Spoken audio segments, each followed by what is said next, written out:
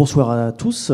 Alors, premièrement, déjà, j'aimerais remercier les organisateurs de m'avoir invité à parler et à échanger sur l'énergie et l'utilisation de l'énergie dans mon domaine professionnel et plus largement dans le domaine du maraîchage sur Nantes. Donc, je vais vous parler de la transition énergétique et les impacts et les stratégies de développement qui existent dans le maraîchage, et plus particulièrement chez les serristes, c'est-à-dire les professionnels qui produisent notamment des tomates et des concombres sous les serres en verre dans la région nantaise. Alors, ce qui nous intéresse aujourd'hui, c'est l'énergie. On a besoin effectivement d'eau chaude et d'électricité. Alors, quelles sont les solutions que l'on a actuellement et qui sont en développement? Alors déjà, l'énergie, dans des serres, on en a besoin depuis une quarantaine, cinquantaine d'années. Il faut savoir qu'à l'origine, mes grands-parents ou arrière-grands-parents chauffaient les serres avec du fioul lourd, du charbon. Voilà, ce n'était pas forcément l'idéal. Aujourd'hui, on va dans d'autres stratégies. Cogénération, c'est en fait un moteur assez important qui donc fonctionne, par exemple, au gaz naturel ou au biogaz. Et donc le moteur en tournant génère de la chaleur qu'on va récupérer, notamment dans les fumées de combustion. On va récupérer cette chaleur dans les fumées et on va le stocker sous forme d'eau chaude dans des ballons de stockage qu'on appelle des open buffers. Dans ces ballons, en fait, on va avoir de l'eau qui va être à 80-90 degrés.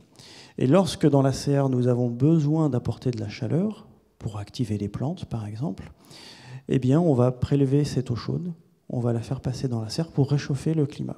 La transition énergétique, qu'est-ce que ça signifie pour nous, serristes, la transition énergétique? Déjà, la première chose, c'est que ça fait 20 ans qu'on est dans cette transition énergétique, on cherche des solutions toujours, on est toujours dans l'innovation justement pour avancer. Alors pour avancer, pourquoi? Deux choses. Nous, ce qu'on recherche dans la transition énergétique, c'est déjà l'évolution des technologies de la production d'énergie, parce qu'on a besoin d'énergie. Mais c'est aussi un fort parallèle avec l'évolution des outils de production sous serre. Les serres d'il y a 30 ans ne sont plus du tout les mêmes que les serres d'aujourd'hui, et sûrement, dans 20 ans, ça sera encore complètement différent, ou plutôt, ça évoluera. L'innovation énergétique, je vous ai parlé de la cogénération. Sur quoi on travaille actuellement?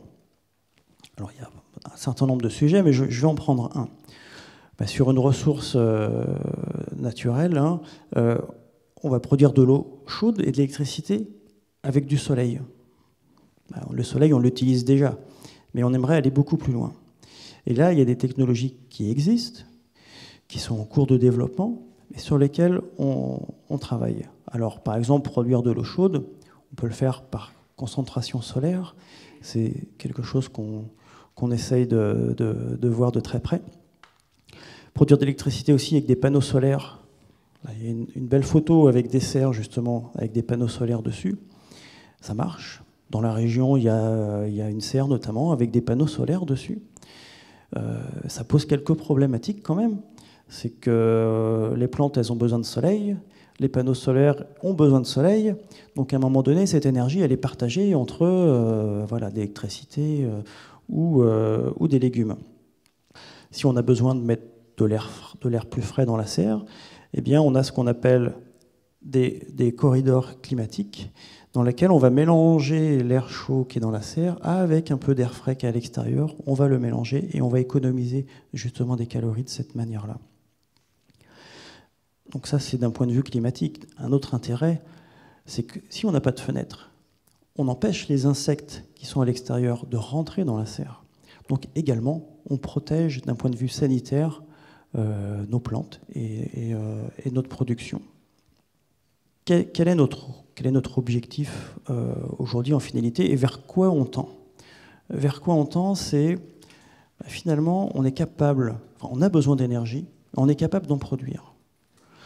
Donc pourquoi est-ce qu'on n'est pas capable d'avoir des solutions de production de légumes qui sont dites à énergie positive? C'est-à-dire que notre bilan, finalement, il sera positif pour la production d'énergie locale. Et Et ça va dans le bon sens.